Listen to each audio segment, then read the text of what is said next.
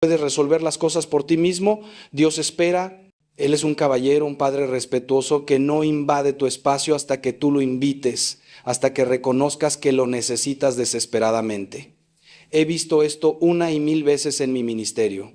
He estado junto a personas que estaban literalmente en el fondo del abismo, gente que había perdido todo, su familia, su salud, su dignidad, su fe.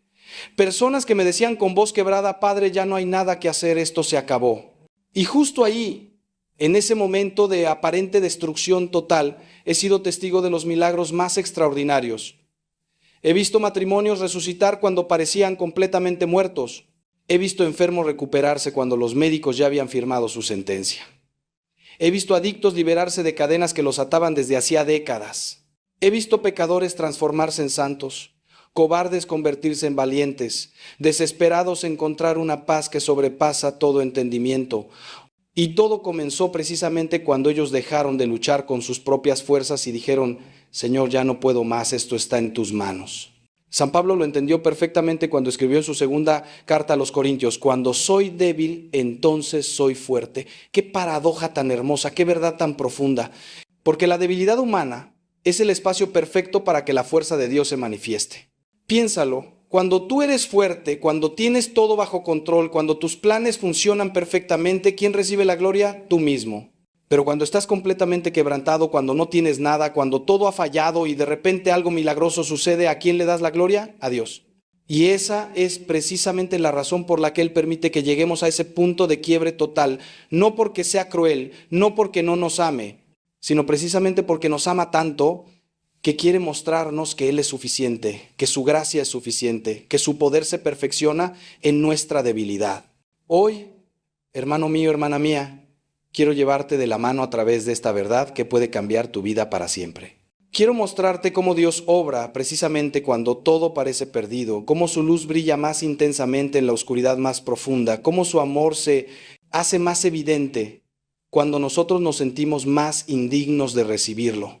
Voy a compartir contigo experiencias reales, testimonios que he vivido personalmente, enseñanzas de las Escrituras que han sostenido a la Iglesia durante 2000 años, sabiduría de los santos que entendieron este misterio antes que nosotros.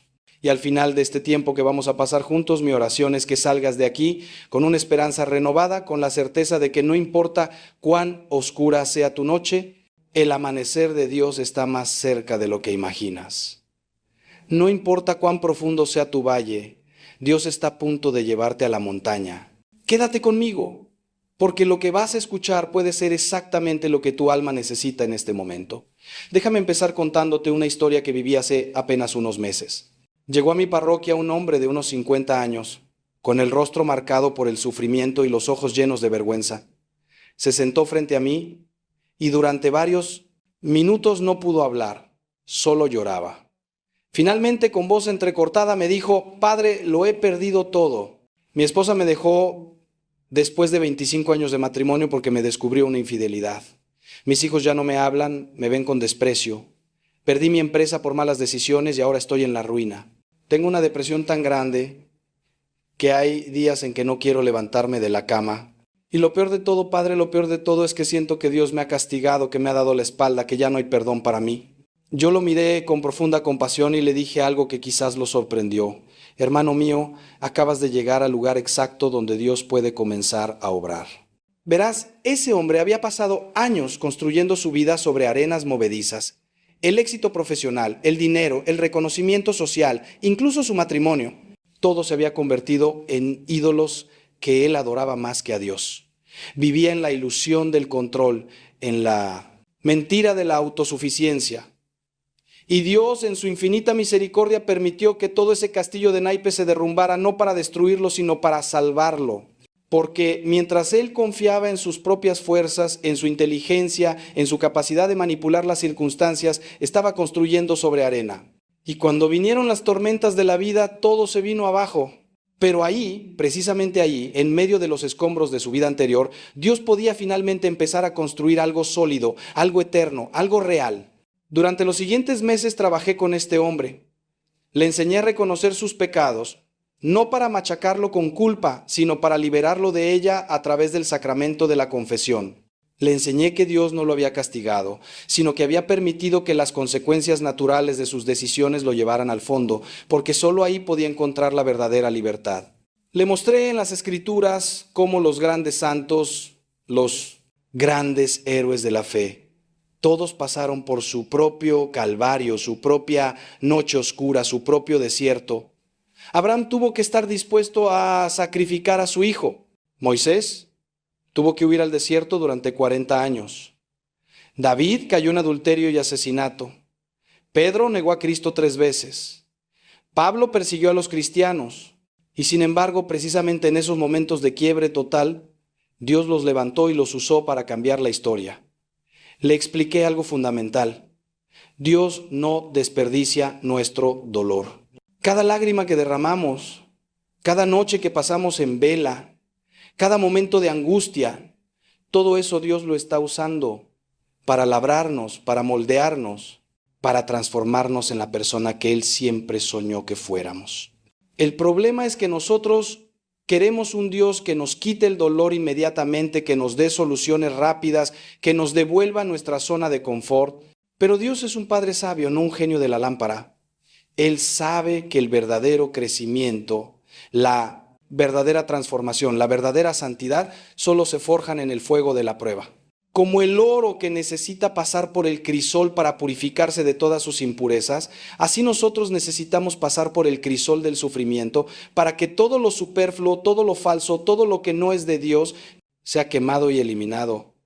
Hoy ese hombre es un testimonio viviente del poder transformador de Dios.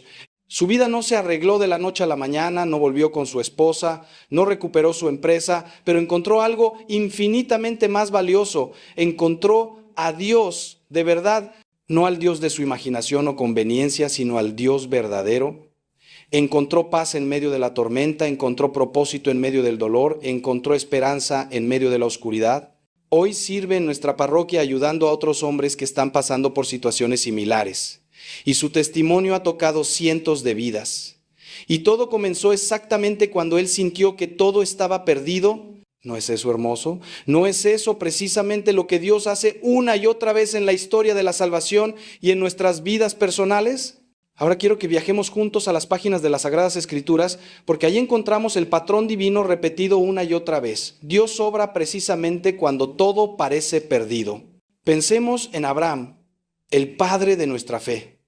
Dios le promete una descendencia tan numerosa como las estrellas del cielo, pero pasan los años y él y Sara no tienen hijos. No solo eso, sino que llegan a una edad donde tener hijos es biológicamente imposible. Sara tiene 90 años, Abraham tiene 100. Están más allá de toda esperanza humana, más allá de toda posibilidad natural. Es entonces, precisamente entonces, cuando todo está completamente perdido desde el punto de vista humano, que Dios interviene y les da a Isaac. ¿Por qué Dios esperó tanto? Porque necesitaba que Abraham y Sara llegaran al punto donde supieran sin ninguna duda que este hijo no era producto de sus propias fuerzas, sino un milagro puro de Dios. Pensemos en Moisés y el pueblo de Israel atrapados entre el Mar Rojo y el ejército egipcio. No hay salida. A sus espaldas, las aguas, delante de ellos, los carros de guerra de la potencia militar más grande del mundo antiguo. El pueblo está aterrorizado. Algunos incluso le reclaman a Moisés, ¿no había suficientes tumbas en Egipto que nos trajiste aquí a morir en el desierto? Todo está perdido, humanamente hablando. Y es ahí, precisamente ahí, cuando Dios le dice a Moisés, ¿por qué clamas a mí? Dile al pueblo que marche. Y entonces viene el milagro. Las aguas se abren, el pueblo cruza en seco, y cuando los egipcios intentan seguirlos, las aguas se cierran sobre ellos. Dios esperó hasta el último momento, hasta que no había absolutamente ninguna salida humana para mostrar su poder de una manera tan espectacular que nadie pudiera dudar de que fue Él quien lo salvó. O pensemos en Job, ese hombre justo que lo perdió absolutamente todo en un solo día. Perdió sus 10 hijos, perdió toda su riqueza, perdió su salud, quedó cubierto de llagas dolorosas de la cabeza a los pies. Su esposa le dice, maldice a Dios y muérete. Sus amigos lo acusan de ser un pecador secreto que merece todo lo que le está pasando.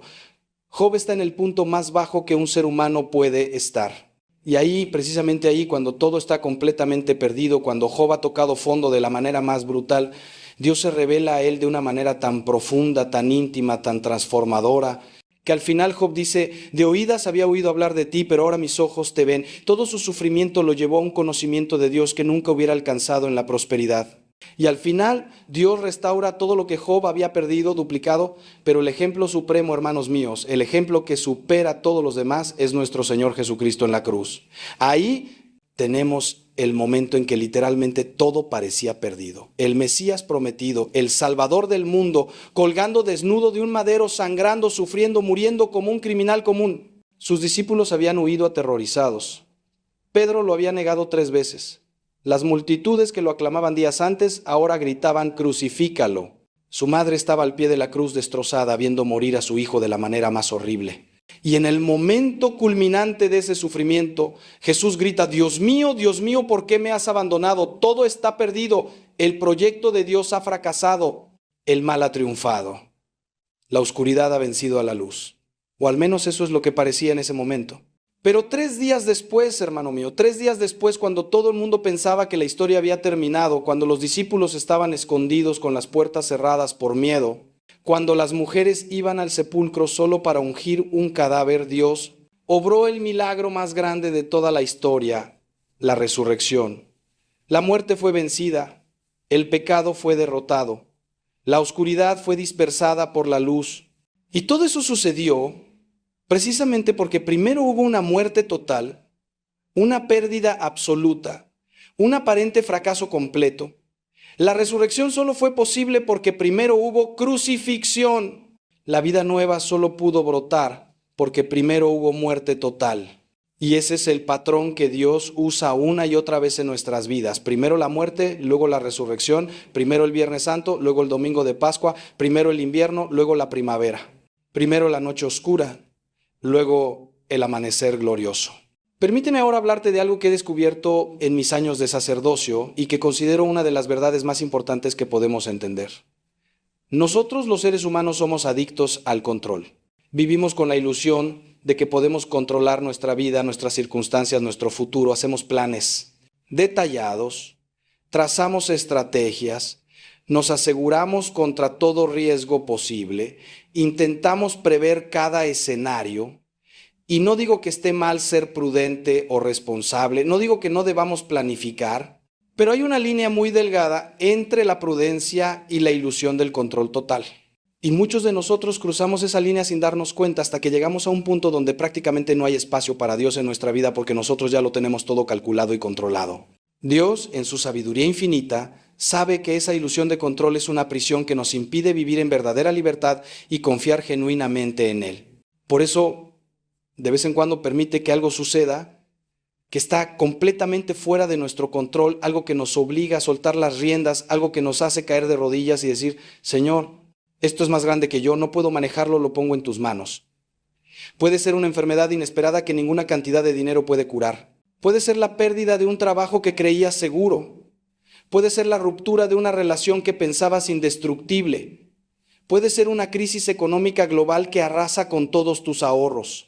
Sea lo que sea, es algo que te hace soltar el control y reconocer tu absoluta dependencia de Dios.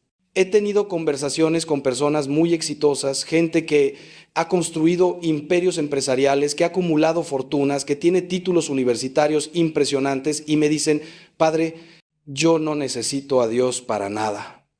Yo me echo a mí mismo, yo controlo mi destino y yo los escucho con tristeza, no porque los juzgue, sino porque sé que están viviendo en una ilusión peligrosa. Porque tarde o temprano la vida les va a enseñar lo que no quieren aprender por voluntad propia, que no controlamos nada, que somos frágiles, que somos mortales, que somos dependientes. Un infarto, un accidente, una crisis, una traición, algo va a venir que va a derrumbar toda esa fachada de autosuficiencia. Y ahí tienen 2 opciones. O se hunden en la desesperación total o finalmente se abren a Dios y descubren lo que es vivir en verdadera libertad. Santa Teresa de Ávila, esa gran mística y doctora de la Iglesia, decía algo maravilloso: la humildad es andar en verdad. Y la verdad es que somos criaturas, no creadores. Somos dependientes, no autosuficientes. Somos amados, no merecedores. Cuando vivimos en esa verdad, cuando aceptamos nuestra fragilidad, nuestra dependencia, nuestra necesidad de Dios, entonces paradójicamente encontramos una libertad y una paz que el mundo no puede dar. Pero llegar a esa verdad requiere casi siempre pasar por una experiencia de quiebre, de pérdida, de toque de fondo, donde todas nuestras ilusiones de control se desmoronan y nos quedamos desnudos, vulnerables, necesitados. Y ahí, precisamente ahí es donde Dios nos estaba esperando todo el tiempo. Déjame decirte algo más, cuando soltamos el control y lo ponemos todo en las manos de Dios, no significa que nos volvamos pasivos, que dejemos de hacer nuestra parte, que nos sentemos a esperar que Dios haga todo por arte de magia. No, soltar el control significa hacer todo lo que esté en nuestras manos, usar todos los talentos y recursos que Dios nos ha dado, trabajar con diligencia y responsabilidad, pero al mismo tiempo confiar los resultados a Dios. Aceptar que Él tiene planes que nosotros no entendemos, reconocer que Él ve lo que nosotros no vemos. Es como un niño que está aprendiendo a andar en bicicleta. El padre lo sostiene al principio, pero llega un momento en que tiene que soltar para que el niño aprenda a mantener el equilibrio por sí mismo. Pero el padre no se va lejos. Está ahí cerca, listo para sostenerlo si se cae. Así es Dios con nosotros. Nos da libertad y responsabilidad, pero nunca nos abandona. Siempre está ahí, listo para sostenernos cuando caemos. Ahora déjame hablarte de un concepto que está en el corazón mismo del Evangelio, pero que muchas veces malinterpretamos el concepto de la cruz. Jesús dijo claramente, si alguno quiere venir en pos de mí, niéguese a sí mismo, tome su cruz cada día y sígame. No dijo si las cosas se ponen difíciles, no dijo ocasionalmente, dijo cada día. La cruz no es algo opcional en la vida cristiana, no es un accidente desafortunado, no es un castigo de Dios. La cruz es el camino necesario hacia la resurrección, es el peaje que hay que pagar para entrar en la vida verdadera, es la puerta estrecha que conduce a la vida eterna. Y sin embargo vivimos en una cultura que nos dice exactamente lo contrario, que nos promete felicidad sin esfuerzo, éxito sin sacrificio, placer sin consecuencias. La cruz toma muchas formas en nuestra vida. Puede ser una enfermedad crónica que tenemos que llevar día tras día, puede ser un matrimonio difícil donde tenemos que morir a nuestro egoísmo constantemente para amar de verdad, puede ser un trabajo ingrato que nos cuesta, pero ¿qué necesitamos para mantener a nuestra familia? Puede ser cuidar a un padre anciano con demencia que ya no nos reconoce. Puede ser la lucha diaria contra una adicción que queremos vencer. Puede ser la soledad de quien quisiera estar casado pero no encuentra pareja. Puede ser la esterilidad de quien desea hijos y no puede tenerlos. Cada uno de nosotros tiene su cruz y esa cruz es única, personal, intransferible. Nadie más puede llevar tu cruz por ti, ni siquiera Dios, aunque Él la lleve contigo si se lo permites. Pero aquí está el misterio glorioso. La cruz, ese instrumento de tortura y muerte, Dios la ha transformado en instrumento de redención y vida. Lo que el mundo ve como fracaso, Dios lo usa para la victoria. Lo que el mundo ve como debilidad, Dios lo transforma en fuerza. Lo que el mundo ve como pérdida, Dios lo convierte en ganancia eterna. San Pablo lo entendió perfectamente cuando escribió, lejos de mí gloriarme si no es en la cruz de nuestro Señor. Jesucristo, por quien el mundo está crucificado para mí y yo para el mundo. Pablo había descubierto que la cruz no era su enemiga, sino su amiga. No era su destrucción, sino su salvación. No era el fin, sino el comienzo de algo nuevo y maravilloso. Cuando aceptamos nuestra cruz, cuando dejamos de huir de ella, de rebelarnos contra ella, de maldecir por ella, y en cambio la abrazamos, la ofrecemos a Dios, la unimos a la cruz de Cristo, algo milagroso sucede. Esa cruz comienza a transformarnos. El sufrimiento que nos podría amargar nos hace más compasivos. La pérdida que nos podría endurecer nos hace más sensibles. La enfermedad que nos podría llenar de autocompasión nos enseña a valorar cada momento. La traición que nos podría volver cínicos nos ayuda a perdonar de verdad. La muerte de un ser querido que nos podría sumir en la desesperación nos hace valorar la vida eterna. Todo depende de cómo llevamos nuestra cruz, si la arrastramos con amargura o la llevamos con gracia, si la vemos como maldición o como bendición disfrazada. Y aquí está la promesa de Jesús, una promesa que nunca falla. Después de la cruz viene la resurrección, después del Viernes Santo viene el domingo de Pascua, después del invierno viene la primavera, después de la noche viene el amanecer. Dios nunca nos deja en la cruz para siempre. Puede que tengamos que estar ahí un tiempo, puede que ese tiempo nos parezca una eternidad, pero llegará el momento de la resurrección, llegará el momento en que Dios dirá es suficiente y nos levantará a una vida nueva que ni siquiera podíamos imaginar.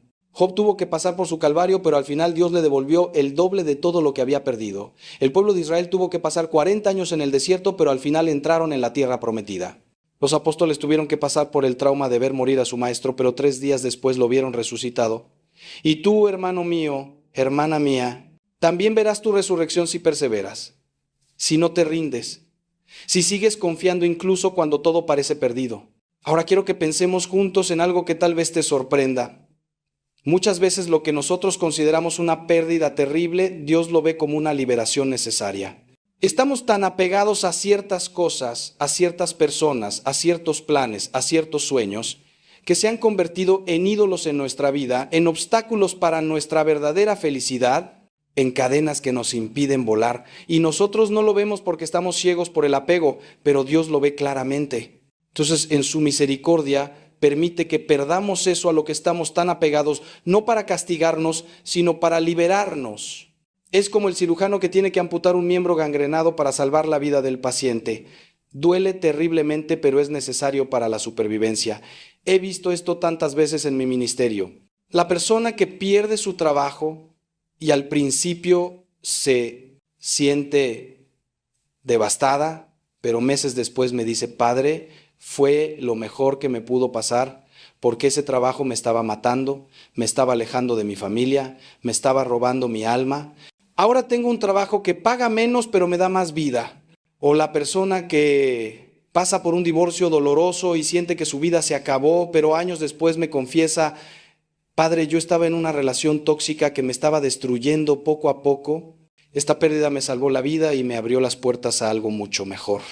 O la persona que no logra entrar en la universidad que quería y se siente fracasada, pero después descubre una vocación completamente diferente que le trae mucha más satisfacción y sentido. El problema es que nosotros vivimos en el presente, con información limitada, con visión corta, y por eso no podemos ver lo que Dios ve. Es como mirar una alfombra persa desde abajo. Todo lo que ves son hilos enredados, nudos, caos sin ningún sentido. Pero si la miras desde arriba, descubres un diseño hermoso, un patrón perfecto, una obra de arte. Así es nuestra vida vista desde la perspectiva de Dios. Él ve el diseño completo, Él ve cómo cada pérdida, cada dolor, cada fracaso se entreteje para crear algo hermoso, algo que tiene sentido eterno. Nosotros solo vemos los hilos enredados y el caos del momento presente, pero Dios ve la obra de arte completa. Por eso es tan importante cultivar la virtud de la confianza, o como la Biblia la llama, la fe. La fe no es creer en algo irracional, no es negar la realidad, no es taparse los ojos ante el dolor. La fe es confiar en que Dios ve lo que yo no veo, sabe lo que yo no sé y está obrando incluso cuando yo no lo percibo. Es como un niño pequeño que va al médico para que le pongan una vacuna. El niño no entiende por qué su mamá permite que un extraño lo pinche con una aguja y le cause dolor. Desde la perspectiva limitada del niño es pura crueldad, pero la mamá sabe que ese dolor momentáneo va a prevenir enfermedades mucho peores en el futuro. El niño confía en su mamá incluso cuando no entiende. Así debemos confiar nosotros en Dios Padre, incluso cuando no entendemos lo que está permitiendo en nuestra vida.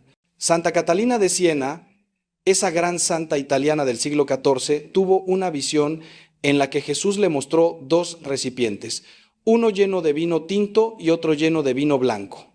Y Jesús le dijo, el vino tinto representa el sufrimiento y el vino blanco representa el consuelo. Algunos de mis hijos me piden solo el vino blanco, solo el consuelo, solo las bendiciones.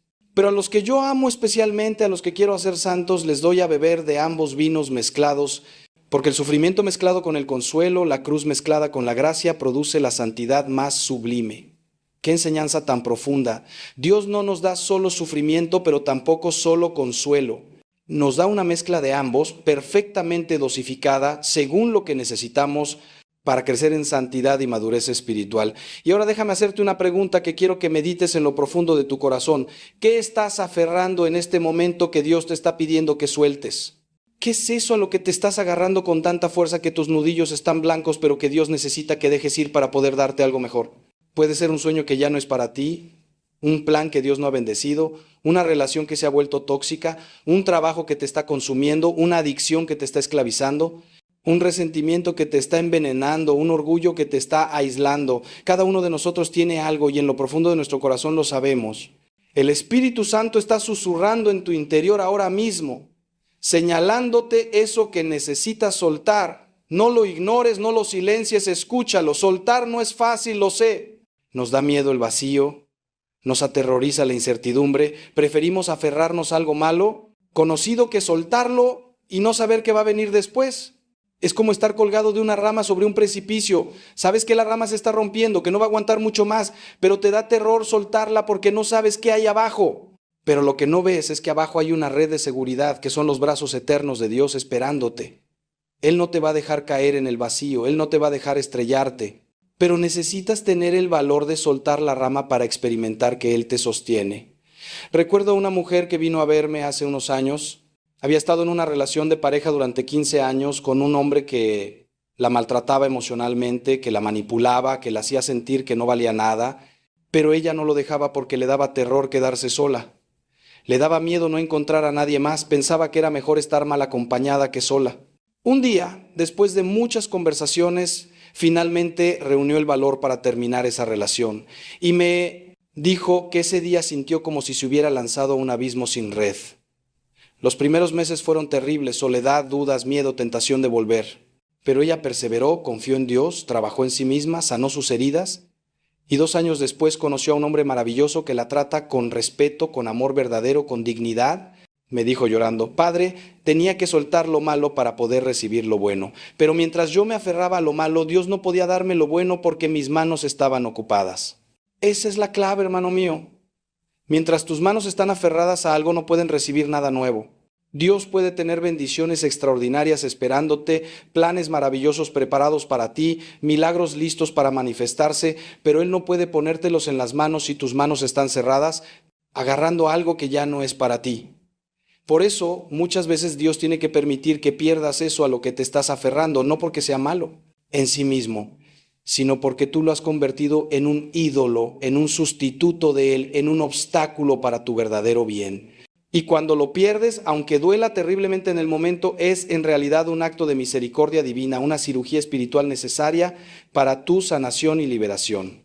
Ahora quiero llevarte a un pasaje del Evangelio que siempre me ha conmovido profundamente, la resurrección de Lázaro. Jesús recibe la noticia de que su amigo Lázaro está muy enfermo. Las hermanas de Lázaro, María y Marta, le envían un mensaje desesperado: Señor, aquel a quien amas está enfermo. Pero Jesús no va inmediatamente. Se queda 2 días más donde estaba. Y mientras tanto Lázaro muere. Cuando Jesús finalmente llega, Lázaro lleva 4 días muerto. En la cultura judía se creía que el alma permanecía cerca del cuerpo durante 3 días con la esperanza de volver, pero al 4.º día la descomposición era evidente y ya no había ninguna esperanza de retorno. Marta sale a encontrar a Jesús y le dice con un tono de reproche y dolor: Señor, si hubieras estado aquí, mi hermano no habría muerto. Es decir, llegaste tarde, Jesús, te necesitábamos y no estuviste, ahora ya no hay nada que hacer.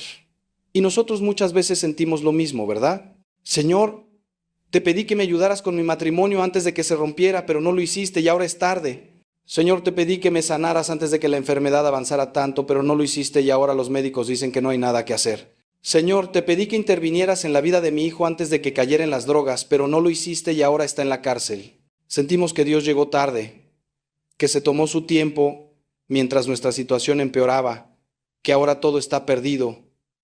Pero escuchen lo que Jesús le responde a Marta: tu hermano resucitará. Y Marta, con su comprensión limitada, le dice: sí, ya lo sé, resucitará en la resurrección del último día. Es decir, está pensando en un futuro lejano, en algo teológico, abstracto. Pero Jesús le dice algo revolucionario: yo soy la resurrección y la vida. El que cree en mí, aunque muera, vivirá.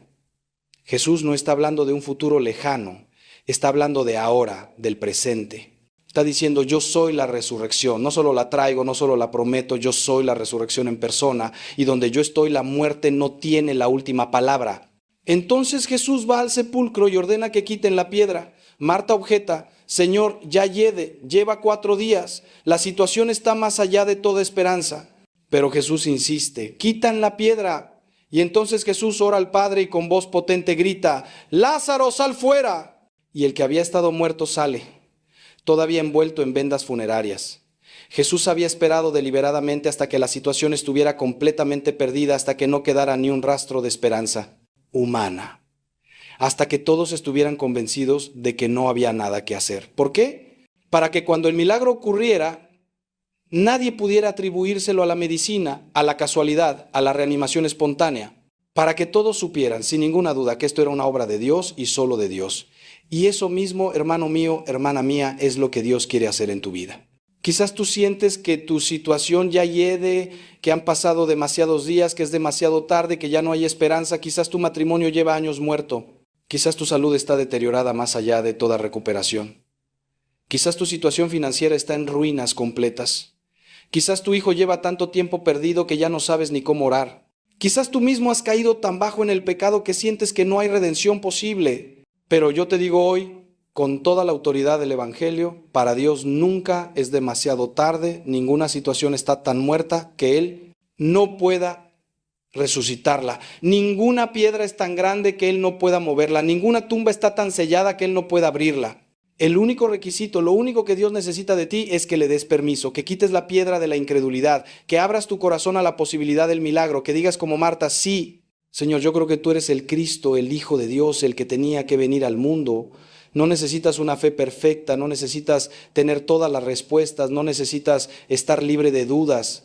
Solo necesitas un pequeño acto de fe, un pequeño sí a Dios, una pequeña apertura a su poder y Él hará el resto. Él gritará en tu tumba, sal fuera. Y lo que estaba muerto comenzará a vivir de nuevo. No sé cómo lo hará, no sé cuánto tiempo tomará, no sé exactamente cómo se verá tu resurrección, pero sé que vendrá si tú se lo permites a Dios. Déjame contarte ahora sobre uno de los conceptos más mal entendidos en nuestra fe, la divina providencia. Porque tú los alejaste, porque tú te convertiste en alguien insoportable, en alguien tóxico, en alguien agotador, en alguien que ya nadie quiere cerca, en alguien que drena energía en lugar de darla, en alguien que resta en lugar de sumar. Y antes de que cierres este video indignado, antes de que digas, este cura no sabe nada, este cura nunca ha tenido amigos, este cura no entiende mi situación, antes de que te pongas en modo víctima, diciendo que tus amigos son falsos, que te traicionaron, que te abandonaron sin razón, que no valoraron todo lo que hiciste por ellos, escúchame, dame 15 minutos, dame una oportunidad, porque lo que voy a decirte puede cambiar tu vida, puede ayudarte a entender que salió mal, puede ayudarte a ver tus errores, puede ayudarte a recuperar esas amistades si todavía hay tiempo, o al menos a no cometer los mismos errores con nuevas personas, a no repetir los mismos patrones que te dejaron solo. Y antes de continuar, si este mensaje está tocando algo profundo en tu corazón, si reconoces que tienes este problema, si sientes esa soledad de la que estoy hablando, te pido que te suscribas a este canal y actives la campanita. Tu suscripción nos permite seguir predicando estas verdades incómodas pero necesarias. Verdades que otros sacerdotes no se atreven a decir porque quieren caerle bien a todos. Verdades que duelen pero que sanan. Verdades que confrontan pero que liberan. Nos ayuda a llegar a más personas que están solas, que perdieron sus amistades, que no entienden por qué, que se sienten abandonadas, que se sienten rechazadas. Entonces suscríbete, comparte este video, ayuda a otros a entender por qué se quedaron solos, ayuda a alguien a no cometer los mismos errores que tú cometiste. Ahora sí, déjame contarte una historia. Hace como 3 meses vino a verme un hombre de unos 35 años, soltero, con buen trabajo, ingeniero de una empresa conocida, bien vestido, buena persona aparentemente, de esas personas que cuando las conoces piensas, este es buen tipo. Se sienta frente a mí y me dice con tristeza, con una tristeza profunda que se veía en sus ojos, en su postura, en su voz quebrada: Padre, me siento solo, terriblemente solo, dolorosamente solo, no tengo amigos. Bueno, tenía un grupo de amigos desde la universidad, éramos 6, éramos muy unidos, hacíamos todo juntos, viajes, fiestas, comidas, deportes, nos veíamos casi todos los fines de semana, éramos como hermanos, o eso pensaba yo. Pero poco a poco se fueron alejando. Primero dejaron de invitarme a algunas cosas, luego a más cosas. Dejaron de llamarme, dejaron de contestar mis mensajes rápido. Empezaron a poner excusas cuando los invitaba. Y ahora, Padre, ahora veo en Instagram que siguen juntándose, que siguen siendo amigos, que siguen haciendo viajes, que siguen yendo a comer, que siguen siendo ese grupo, pero sin mí. Y no entiendo qué pasó, qué hice mal, por qué me excluyeron, por qué me sacaron del grupo. Yo era parte de ese grupo y ahora ya no. Y luego me dijo algo revelador, algo que mostraba que él no entendía nada. Me dijo con cierto resentimiento, con amargura, y lo peor, Padre, es que cuando los veo por casualidad en algún lugar, en el súper, en la calle, en alguna fiesta donde coincidimos, me saludan, pero cordial, frío, como obligados, como queriendo irse rápido. Ya no hay esa calidez de antes, ya no hay esa conexión, ya no hay abrazos largos, ya no hay conversación genuina, solo, hola, ¿qué tal? ¿Cómo estás? Bien, y adiós, y se van. Y yo me quedo ahí parado, sintiéndome como un extraño, como alguien que ya no importa. Y yo no sé qué hice, Padre. No entiendo por qué me alejaron, siempre fui buen amigo, siempre estuve ahí. ¿Por qué me hicieron esto? Y ahí estaba yo, sentado frente a este hombre que genuinamente no entendía qué había pasado, que se veía a sí mismo como la víctima inocente, como el abandonado injustamente, como el rechazado sin razón, como el amigo leal que fue traicionado por un grupo de falsos. Entonces le hice preguntas, muchas preguntas específicas, preguntas incómodas, y con cada respuesta la verdad se fue revelando, se fue develando, como cuando quitas capas de una cebolla, y la verdad era clara. La verdad era que él, sin darse cuenta, había sido un pésimo amigo. Había hecho cosas que alejan a la gente, había tenido comportamientos que nadie quiere cerca, había sido tóxico sin saberlo, o tal vez sabiéndolo pero sin querer admitirlo. Le pregunté, cuéntame de una reunión típica con tus amigos, ¿cómo era? Y me dijo, pues nos juntábamos a comer o a tomar algo y platicábamos. ¿De qué platicaban?, le pregunté. Pues de todo, me dijo, de la vida, del trabajo, de las novias, de los problemas. ¿Y quién hablaba más?, le pregunté, y se quedó pensando. Y luego dijo con cierta incomodidad, pues yo hablaba bastante, es que tenía muchas cosas que contar, muchos problemas en el trabajo, muchas situaciones con mi familia, y ellos me escuchaban. Pero tú les preguntabas a ellos, le dije. Tú les preguntabas cómo estaban ellos, qué les pasaba a ellos, cómo iba su trabajo, su vida, sus problemas, y se quedó callado. Y luego admitió con vergüenza, pues no mucho, la verdad es que yo tenía muchas cosas que hablar. Y ahí estaba el primer problema, pero había más, muchos más. Le pregunté, ¿y cuando ellos te invitaban siempre ibas? Y me dijo, pues no siempre, a veces estaba cansado, a veces no tenía ganas, a veces hacía frío o calor, a veces prefería quedarme en casa. ¿Y cancelabas?, le pregunté. Sí, a veces cancelaba, pero era por razones válidas. ¿Y cuántas veces?, le insistí. Y admitió, pues bastantes, tal vez la mitad de las veces cancelaba. Y le pregunté más. ¿Y cuando salían y había que pagar la cuenta, tú ponías tu parte? Pues a veces no traía efectivo, me dijo. Y ellos pagaban por ti. Sí, me dijo. Pero yo les iba a pagar después. ¿Y les pagaste?, le pregunté. Bueno, algunas veces sí, otras se me olvidó. Es que son cantidades pequeñas, no creo que les importara. Y con cada respuesta, el cuadro se iba completando. Este hombre era egoísta, irresponsable, poco confiable, acaparador, aprovechado, y lo peor es que no lo veía, no lo reconocía. Se veía a sí mismo como la víctima. Y cuando se lo dije, cuando le mostré la verdad con claridad, cuando le expliqué que él había sido un mal amigo, primero se molestó, se puso defensivo. Dijo que yo no entendía, que no conocía toda la historia, que sus amigos también tenían la culpa. Pero luego, después de un rato, cuando dejó de defenderse, cuando bajó la guardia, empezó a reconocerlo, empezó a ver que sí, que él había sido el problema, que sus amigos no lo habían abandonado sin razón, que se lo había ganado, que se lo merecía. Y eso, hermanos, es lo que muchos de ustedes necesitan escuchar. Si tus amigos ya no te buscan, si la gente te evita, si te invitan cada vez menos, si te quedaste solo, probablemente es tu culpa. Probablemente hiciste algo.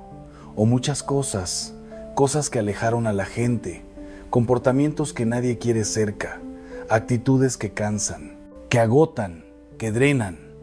Y necesitas reconocerlo, necesitas verlo, necesitas aceptarlo, necesitas dejar de hacerte la víctima, necesitas dejar de culpar a otros.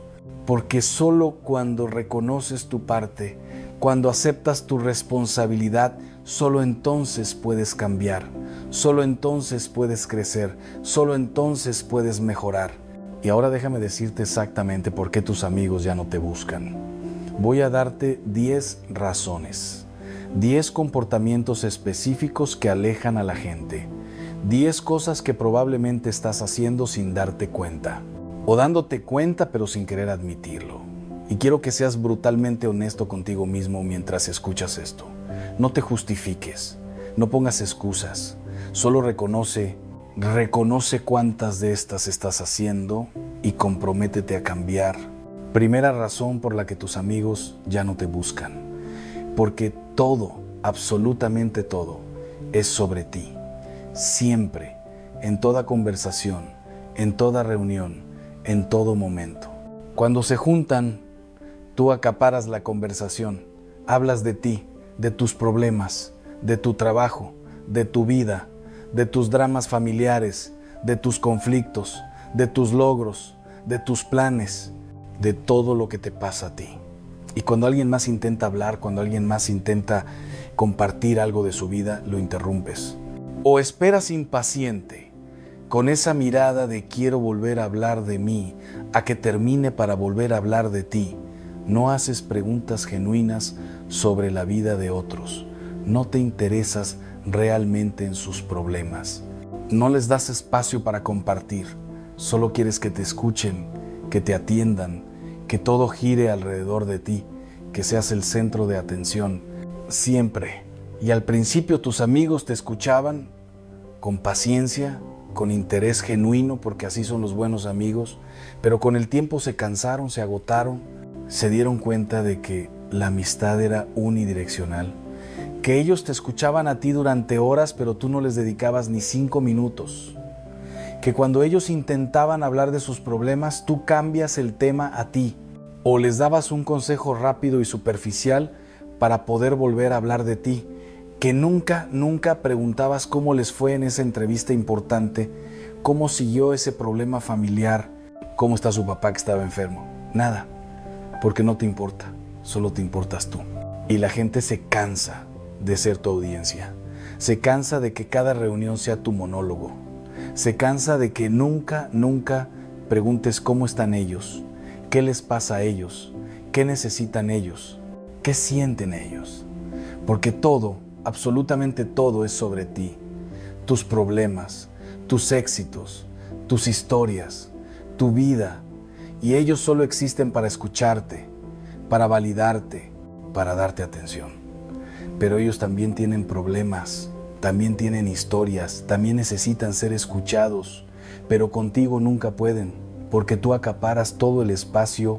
Filipenses 2, 3 y 4 dice claramente: nada hagáis por contienda o por vanagloria, antes bien con humildad, estimando cada uno a los demás como superiores a él mismo, no mirando cada uno por lo suyo propio, sino cada cual también por lo de los otros, no solo por lo tuyo, también por lo de los otros.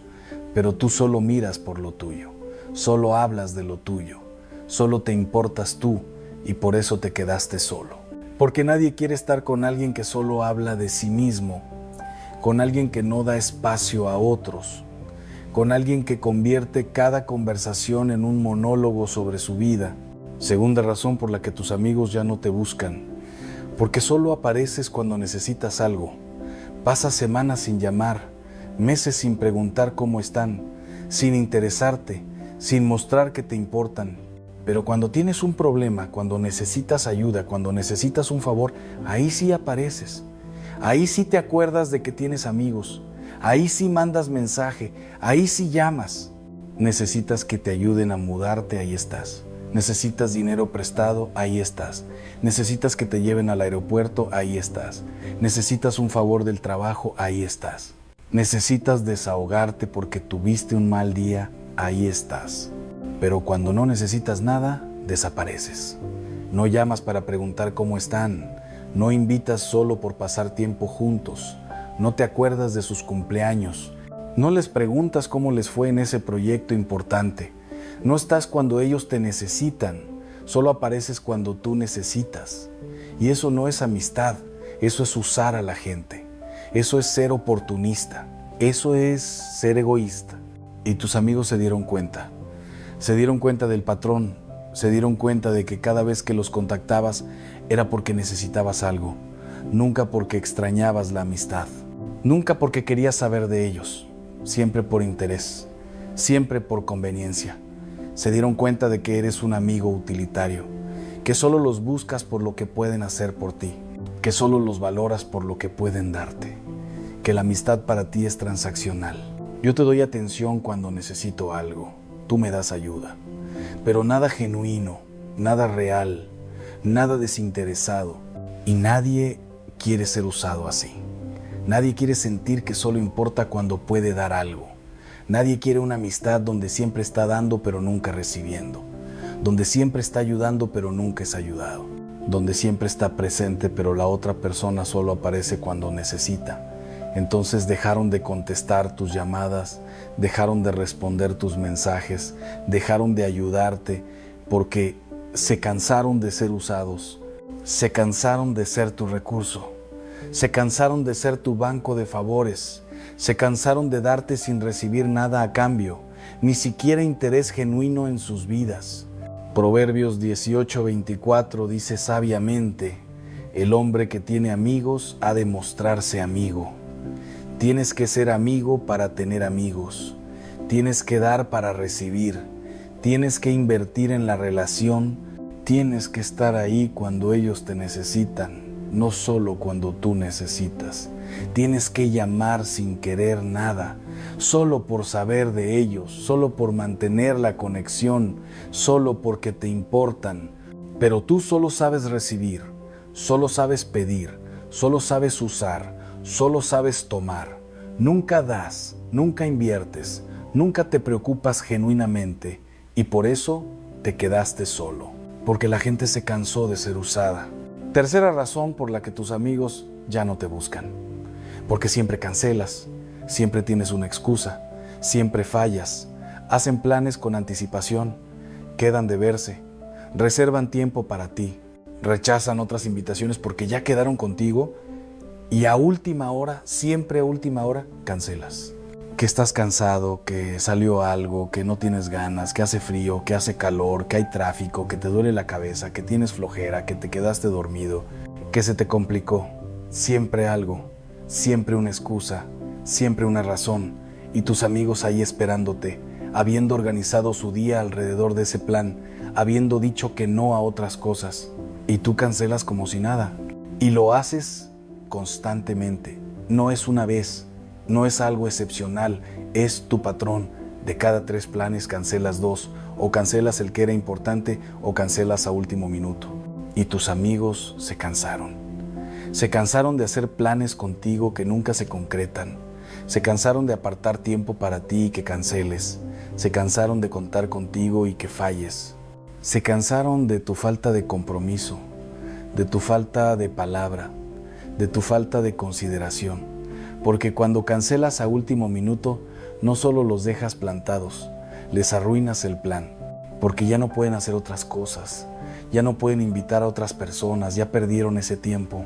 Entonces dejaron de invitarte, porque aprendieron, porque se dieron cuenta de que no pueden contar contigo, que no eres confiable, que tu palabra no vale nada, que si te invitan probablemente vas a cancelar, entonces ¿para qué molestarse? ¿Para qué hacer planes contigo?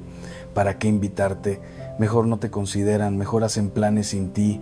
Y si vas, bien, pero no cuentan contigo, no esperan nada de ti, porque ya saben que vas a fallar.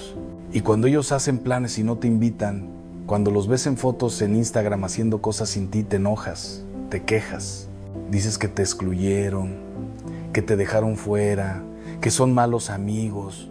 Pero hermano, tú te excluiste solo, con tus cancelaciones constantes, con tu falta de compromiso, con tu falta de palabra, con tu falta de consideración. Ellos aprendieron que no puedes contar contigo y entonces dejaron de contar contigo. Santiago 5:12 dice con autoridad: que vuestro sí sea sí y vuestro no sea no, que tu palabra valga, que cuando digas que vas, vayas, que cuando te comprometas, cumplas, que cuando prometas, hagas, pero tu palabra no vale nada. Dices que vas y no vas, prometes y no cumples, te comprometes y luego cancelas, y por eso nadie confía en ti, y por eso nadie te invita, y por eso te quedaste solo. Cuarta razón por la que tus amigos ya no te buscan: porque eres negativo, todo el tiempo, de todo, con todo. Nunca tienes algo bueno que decir, siempre te estás quejando, siempre estás criticando, siempre ves el lado malo de todo. Siempre encuentras el problema, siempre predices el desastre, siempre estás de mal humor. Alguien cuenta algo bueno que le pasó, que consiguió un trabajo nuevo y tú lo minimizas. Pero ese trabajo no paga bien. O encuentras el pero, sí, pero vas a tener que trabajar muchas horas. O predices que va a salir mal, ya verás que en 6 meses te vas a querer salir. Alguien está emocionado por algo, por un viaje que va a hacer, y tú le bajas el ánimo. Ese lugar está sobrevalorado. O ten cuidado porque ahí roban mucho. O yo fui y no me gustó. Siempre apagando la emoción de otros. Siempre tirando negatividad. Siempre siendo el aguafiestas. Porque eres así, negativo, pesimista, amargado, quejumbroso, criticón. Y la gente no quiere estar cerca de la negatividad. La gente ya tiene suficientes problemas en su vida, suficiente estrés, suficientes razones para estar mal. Cuando se juntan con amigos quieren reír, quieren divertirse, quieren desestresarse, quieren olvidarse de los problemas por un rato, quieren pasarla bien, pero contigo no pueden, porque tú siempre estás quejándote de tu trabajo, de tu familia, de tu vida, de todo. Siempre estás de mal humor, siempre estás criticando algo o a alguien, siempre estás apagando la alegría de otros con tus comentarios negativos. Entonces prefieren juntarse sin ti, porque sin ti la pasan mejor. Sin ti hay más risa, más alegría, más ligereza, más diversión. Sin ti pueden disfrutar sin que alguien esté constantemente quejándose y criticando. Sin ti pueden celebrar sin que alguien les esté bajando el ánimo. Sin ti la energía es mejor, el ambiente es mejor, todo es mejor. Proverbios 15:13 dice hermosamente: el corazón alegre hermosea el rostro, mas por el dolor del corazón el espíritu se abate. Un corazón alegre es atractivo. La gente quiere estar cerca de gente alegre, de gente positiva, de gente que suma energía, de gente que ilumina el lugar, de gente que hace reír, de gente con la que puedes divertirte, pero tú restas, tú oscureces, tú apagas, tú entristeces, tú drenar la energía de otros. Y por eso nadie te quiere cerca, porque estar contigo es agotador, es deprimente, es pesado. Quinta razón por la que tus amigos ya no te buscan: porque criticas a todos los que no están presentes. Hablas mal de la gente cuando no está, del amigo que no vino, del conocido en común, del compañero de trabajo, de la ex de alguien, de todos. Siempre encuentras algo malo que decir. Siempre tienes un chisme que contar, siempre tienes una crítica. Y tus amigos que están ahí escuchándote hablar mal de otros, ¿qué crees que piensan? Piensan que si hablas mal de otros cuando no están, probablemente hablas mal de ellos cuando ellos no están. Porque si criticas a todo el mundo, ¿por qué no los vas a criticar a ellos también? Nadie confía en alguien que constantemente está criticando a otros, porque saben que van a ser los siguientes. Que cuando ellos no estén, tú vas a estar hablando mal de ellos, contando sus secretos, criticando sus decisiones, burlándote de sus problemas. Y nadie quiere estar cerca de alguien así, de alguien chismoso, de alguien que no sabe guardar secretos, de alguien que habla mal de todos, Y poco a poco se fueron alejando, dejaron de contarte cosas personales porque sabían que ibas a contarlas, dejaron de confiarte secretos porque sabían que no los guardas, dejaron de invitarte a cosas porque no querían que luego fueras con otros a hablar mal de lo que pasó, hasta que finalmente te excluyeron completamente, porque mejor estar sin ti que arriesgarse a que traiciones su confianza. Proverbios 16:28 dice con claridad absoluta: el hombre perverso levanta contienda y el chismoso aparta a los mejores amigos. El chismoso aparta a los amigos. Eso es exactamente lo que dice la palabra de Dios. Y eso es exactamente lo que te pasó a ti. Tu lengua te dejó solo. Tu crítica constante te alejó de todos. Tu chisme te costó tus amistades. Y ahora te quedaste sin amigos porque nadie confía en ti. Nadie quiere contarte nada. Nadie quiere tenerte cerca. Porque saben que vas a hablar, que vas a criticar, que vas a traicionar la confianza. Sexta razón por la que tus amigos ya no te buscan: porque eres competitivo de forma insana, inseguro, envidioso. Cuando a un amigo le va bien, cuando le pasa algo bueno, cuando logra algo, en lugar de alegrarte genuinamente te da envidia. Se te nota en la cara, en tu tono, en tus comentarios. En lugar de celebrarlo, lo minimizas. Ah, pero tuviste suerte. O pero seguro te ayudaron. O pero yo hubiera podido hacer lo mismo si hubiera tenido tus contactos. Nunca puedes simplemente alegrarte por él. Siempre tienes que encontrar la forma de quitarle mérito. O peor, compites. Si él compra un carro, tú inmediatamente empiezas a planear cómo comprar uno mejor. Si él logró un ascenso, tú empiezas a presumir tus logros para no quedarte atrás. Si él cuenta que fue a un restaurante bueno, tú tienes que contar que fuiste a uno mejor. Si él hizo un viaje, tú tienes que contar un viaje más impresionante. Todo es una competencia. Siempre tienes que ser mejor. Siempre tienes que estar por encima. Siempre tienes que ganar. Y eso cansa. Eso es agotador. Eso es tóxico. Los amigos quieren celebrar juntos. Quieren alegrarse genuinamente por los éxitos de otros sin sentir que es una amenaza. Quieren poder compartir buenas noticias sin que alguien se las opaque. Quieren poder estar felices sin que alguien los esté compitiendo, pero contigo no pueden. Porque tú no te alegras, tú envidias, tú compites, tú tienes que demostrarte superior. No puedes soportar que a otros les vaya bien si a ti no te está yendo igual o mejor. Romanos 12:15 instruye claramente: gozaos con los que se gozan, llorad con los que lloran, alégrate cuando a tus amigos les va bien, llora con ellos cuando les va mal. Pero tú no puedes hacer ninguna de las dos. Cuando les va bien envidias, cuando les va mal secretamente te alegras porque te hace sentir superior, y eso es horrible, eso es tóxico, eso destruye las amistades. Porque tu inseguridad es tan grande que no puedes celebrar a otros. Tu envidia es tan fuerte que el éxito de otros te duele, y por eso te quedaste solo. Porque nadie quiere estar cerca de alguien que no puede alegrarse por ellos. Séptima razón por la que tus amigos ya no te buscan: porque no respetas límites. Eres intenso, demandante, necesitado, sofocante, quieres atención constante. Mandas mensajes a todas horas del día y de la noche esperando respuesta inmediata. Y si no te contestan en 5 minutos, mandas otro y otro y otro y luego llamas. Y si no te contestan, te enojas, te ofendes, les reclamas. ¿Por qué no me contestas? Te estoy hablando, necesito que me respondas.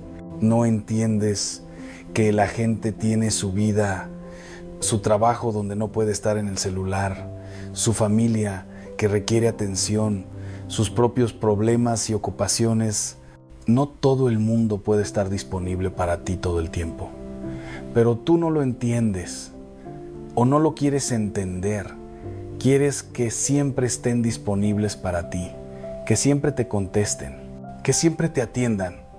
Y cuando no lo hacen, te pones dramático, te ofendes, haces berrinche y también llegas sin avisar a sus casas, a sus trabajos, sin preguntas si es buen momento, sin considerar que tal vez están ocupados, solo llegas porque tú querías, porque tú necesitabas verlos, sin importar si para ellos es conveniente, sin importar si tenían otros planes. Todo gira alrededor de tus necesidades, de tus tiempos, de tu conveniencia. Y eso ahoga, eso sofoca, eso agota. La gente necesita espacio, necesita respirar, necesita tiempo para ellos, para su familia, para sus cosas. Necesita límites, pero tú no respetas límites. Tú quieres atención constante, tú invades, tú presionas, tú demandas, y eso es insoportable. Entonces se alejaron porque necesitaban respirar, porque necesitaban espacio, porque necesitaban vivir sin tu demanda constante de atención, sin tu necesidad de estar siempre en contacto, sin tu intensidad que ahoga. Proverbios 25:17 aconseja sabiamente: detén tu pie de la casa de tu vecino, no sea que hastiado de ti te aborrezca. No seas intenso, no invadas, no demandes tanto, no sofoque. Da espacio, respeta límites, respeta los tiempos de otros. Entiende que la gente tiene vida más allá de ti, pero tú no puedes. Y por eso te quedaste solo.